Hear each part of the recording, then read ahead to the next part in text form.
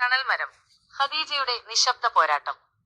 ആ വലിയ തറവാട്ടിലെ അടുക്കളയിലെ പുക ഖദീജയുടെ കണ്ണുകളെ എപ്പോഴും നനയിച്ചിരുന്നു. ഒരു വലിയ കുടുംബത്തിന്റെ ആകെ ഉത്തരവാദിത്തങ്ങൾ ആ ചുമലുകളിൽ ഭാരമായി അങ്ങനെ ഇരിക്കുകയാണ്. രാവിലെ 5 മണിക്ക് തുടങ്ങുന്ന ഖദീജയുടെ ജീവിതം അവസാനിക്കുന്നത് രാത്രി വൈകിയാണ്. പക്ഷെ ആ വീട്ടിലെ ആരും അതൊന്നും കാണുന്നില്ല. അവളുടെ ഭർത്താവ് അഷ്റഫ് പുറം ലോകത്തിന് മുന്നിൽ വലിയ പരോപകാരിയാണ്. വീടിന് പുറത്ത് ആരെന്ത് ചോദിച്ചാലും വാരികോരി കൊടുക്കുന്ന വലിയ വർത്തമാനങ്ങൾ പറയുന്ന അഷ്റഫ് വീടിന്റെ പടി കയറിയാൽ പിന്നെ അന്യനാണ്. മക്കൾക്ക് വിശക്കുന്നുണ്ടോ, അവരുടെ പഠനം എങ്ങനെയുണ്ട്, വീട്ടിൽ അരിയുണ്ടോ എന്ന് പോലും ചോദിക്കാൻ അഷ്റഫിന് സമയം കിട്ടാറില്ല. ഖദീജയുടെ മക്കൾ അമീൻ, സഫ, റയാൻ അവർ അച്ഛന്റെ അവഗണനയുടെ നടുവിലാണ് വളരുന്നത്. ഒരിക്കൽ പെരുന്നാൾ തലേന്ന് അയൽപ്പക്കത്തെ കുട്ടികൾ പുതിയ ഉടുപ്പിട്ട് കളിക്കുന്നത് കണ്ട് ചെറിയ മകൾ സഫ കരഞ്ഞുകൊണ്ട് ചോദിച്ചു, ഉമ്മച്ചി എനിക്കും പുതിയ ഉടുപ്പ് വേണം, ഉപ്പയോട് ചോദിക്കരുതേ. ഖദീജയുടെ നെഞ്ച് തകർന്നു പോയ നിമിഷമായിരുന്നു അത്. അഷ്റഫിനോട് പണം ചോദിച്ചപ്പോൾ എന്റെ കയ്യിൽ പണമില്ല, ഉള്ളത് വെച്ച് ജീവിക്കാൻ പഠിക്കൂ എന്ന ക്രൂരമായ മറുപടിയാണ് ലഭിച്ചത്. അന്ന് രാത്രി എല്ലാവരും ഉറങ്ങിയ ശേഷം ഖദീജ തയ്യൽ മെഷീന് മുന്നിലിരുന്നു. തന്റെ പഴയൊരു പട്ടുസാരി മുറിച്ച് മകൾക്കൊരു മനോഹരമായ പാവാട തുന്നിച്ചേർത്തു. അമീന് വേണ്ടി തന്റെ കയ്യിലുണ്ടായിരുന്ന ഏക സ്വർണവള പണയം വെച്ച് തുണിയെടുത്ത് അവൾ കുപ്പായം തുന്നി. നേരം വെളുക്കുവോളം ആ മെഷീന്റെ താളം ആ വീടിന്റെ നിശബ്ദതയെ ഭേദിച്ചുകൊണ്ടിരുന്നു. അത് ഖദീജയുടെ കണ്ണുനീരിന്റെയും പോരാട്ടത്തിന്റെയും താളമായിരുന്നു. വർഷങ്ങൾ മുന്നോട്ടു പോയപ്പോൾ കുടുംബത്തിന്റെ ബാധ്യതകൾ കൂടി. അഷ്റഫ് എടുത്ത തെറ്റായ തീരുമാനങ്ങൾ കുടുംബത്തെ വലിയ കടക്കണിയിലാക്കി. പണയം വെച്ച സ്വർണവും തുച്ഛമായ തയ്യൽ ജോലിയും കൊണ്ട് മാത്രം ഈ വീട് മുന്നോട്ട് കൊണ്ടുപോകാൻ കഴിയില്ലെന്ന് ഖദീജയ്ക്ക് മനസ്സിലായി. ഒരിക്കൽ അഷ്റഫ് ആധാരവുമായി പുറപ്പെടാൻ ഒരുങ്ങിയപ്പോൾ ഖദീജ തടഞ്ഞു. ആദ്യമായാണ് അവൾ അയാളോട് ശബ്ദമുയർത്തുന്നത്.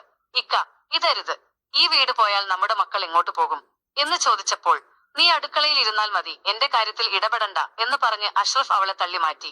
ആ നിമിഷം ഖദീജ തളർന്നു പോയില്ല. പകരം അവൾ മക്കളെ അടുത്ത് വിളിച്ച് പറഞ്ഞു, നിങ്ങൾ പഠിക്കണം, ആരുടെയും മുന്നിൽ കൈനീട്ടാതെ ജീവിക്കാൻ നിങ്ങൾക്ക് കഴിയണം. അന്നു മുതൽ ഖദീജയുടെ മക്കൾ അവളുടെ കരുത്തായി മാറി. അമീൻ പഠനത്തിനിടയിൽ കഠിനമായ ജോലികൾ ചെയ്തു. സഫ വീട്ടുജോലികളിൽ ഉമ്മയെ സഹായിച്ചു.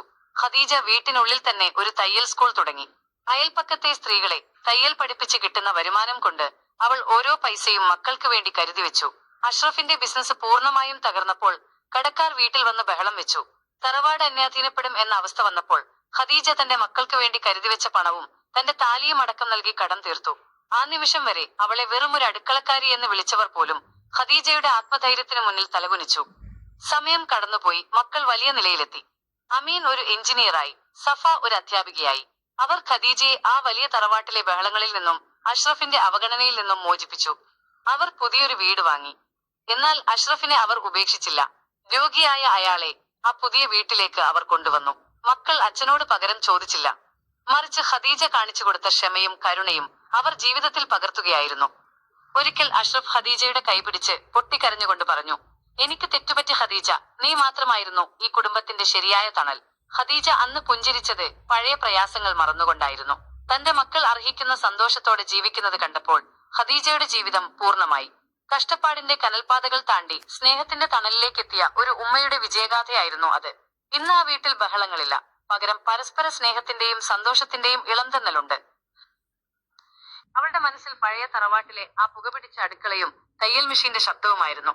മക്കൾ അവൾക്കായി ഒരുക്കിയ ആ കൊട്ടാരസമാനമായ വീട് കേവലം കല്ലും സിമന്റും കൊണ്ടുള്ളതായിരുന്നില്ല, മറിച്ച് അവരുടെ ഉമ്മ ഒഴുക്കിയ ഓരോ തുള്ളി കണ്ണുനീരിനും പകരം നൽകിയ സ്നേഹമായിരുന്നു. ഒരു വൈകുന്നേരം അമീനും സഫയും റയാനും ഉമ്മയെ വീടിന്റെ വിശാലമായ പൂമുഖത്ത് കൊണ്ടിരുത്തി. അമീൻ ഉമ്മയുടെ മടിയിൽ തലവെച്ച് കിടന്നു. ഉമ്മച്ചി, അന്ന് രാത്രികളിൽ ഉറക്കമളച്ച് ഉമ്മച്ചി തുന്നിയ ആ കുപ്പായങ്ങളാണ് ഞങ്ങളെ ഈ നിലയിലെത്തിച്ചത്. ഉമ്മച്ചിക്ക് വിശക്കുമ്പോഴും ഞങ്ങൾക്ക് തന്ന ആ ഒരു ഉരുളച്ചോറാണ് ഞങ്ങളുടെ വളർച്ച. അമീന്റെ വാക്കുകൾ ഇടറി. സഫ ഉമ്മയുടെ കൈകളിൽ ചുംബിച്ചു. തയ്യൽ മെഷീൻ ചവിട്ടി തഴമ്പിച്ച ആ വിരലുകൾ അവൾക്ക് ലോകത്തിലെ ഏറ്റവും വലിയ സ്വർണത്തേക്കാൾ വിലപ്പെട്ടതായിരുന്നു. എന്നാൽ ഖദീജയുടെ ഉള്ളിൽ ഒരു ചെറിയ നോവ് ബാക്കിയുണ്ടായിരുന്നു. അഷ്റഫ് വീടിന്റെ ഒരു മൂലയിൽ രോഗബാധിതനായി കിടക്കുന്ന അയാളെ കാണുമ്പോൾ അവൾക്ക് പകയായിരുന്നില്ല, മറിച്ച് ദയയായിരുന്നു. മക്കൾ അച്ഛനോട് അകലം പാലിക്കുന്നത് കണ്ടപ്പോൾ ഖദീജ അവരെ അടുത്ത് വിളിച്ചു പറഞ്ഞു, മക്കളെ, മരം എത്ര ഉണങ്ങിയാലും അത് നട്ടുനനച്ചവരോടുള്ള കടപ്പാട് നമ്മൾ മറക്കരുത്. അവർ അച്ഛനെ ശുശ്രൂഷിക്കാനും ശ്രദ്ധിക്കാനും തുടങ്ങി. അഷ്റഫിന്റെ കണ്ണുകളിൽ ആദ്യമായി പശ്ചാത്താപത്തിന്റെ നനവ് പടർന്നു. തന്റെ ജീവിതം മുഴുവൻ അഹങ്കാരത്തിലും അശ്രദ്ധയിലും ചിലവഴിച്ച അയാൾക്ക് ഖദീജ എന്ന സ്ത്രീയുടെ കരുണയ്ക്ക് മുന്നിൽ തോറ്റുകൊടുക്കേണ്ടി വന്നു. കഥ അവസാനിക്കുമ്പോൾ ഖദീജ തന്റെ പേരക്കുട്ടികളെ ചേർത്ത് പിടിച്ച് ആ പുതിയ വീടിന്റെ മുറ്റത്ത് നിൽക്കുന്നു. ആകാശത്ത് അമ്പിളിമാമൻ ഉദിച്ചു നിൽക്കുന്നു. കഷ്ടപ്പാടിന്റെ കഠിനമായ വേനൽക്കാലം കഴിഞ്ഞ് ഖദീജയുടെ ജീവിതത്തിൽ ഇപ്പോൾ വസന്തമാണ്. സഹനത്തിന്റെ ആകാശത്ത് അമ്പിളിമാമൻ ഉദിച്ചു നിൽക്കുന്നു. കഷ്ടപ്പാടിന്റെ ഖദീജയുടെ ജീവിതത്തിൽ ഇപ്പോൾ വസന്തമാണ്. സഹനത്തിന്റെയും സ്നേഹത്തിന്റെയും തണലിൽ ആ കുടുംബം സമാധാനത്തോടെ വാണു. സഹനം കൈവിടാത്തവർക്ക് ഒടുവിൽ വിജയമുണ്ടാകും എന്ന വലിയ പാഠം ലോകത്തിന് നൽകിക്കൊണ്ട് ഖദീജയുടെ കഥ ഇവിടെ പൂർണ്ണമാകുന്നു. വീഡിയോ ഇഷ്ടപ്പെട്ടാൽ ദയവുചെയ്ത് ലൈക്ക് ചെയ്യാനും സബ്സ്ക്രൈബ് ചെയ്യാനും കമന്റ് ചെയ്യാനും ഷെയർ ചെയ്യാനും മറക്കരുത്.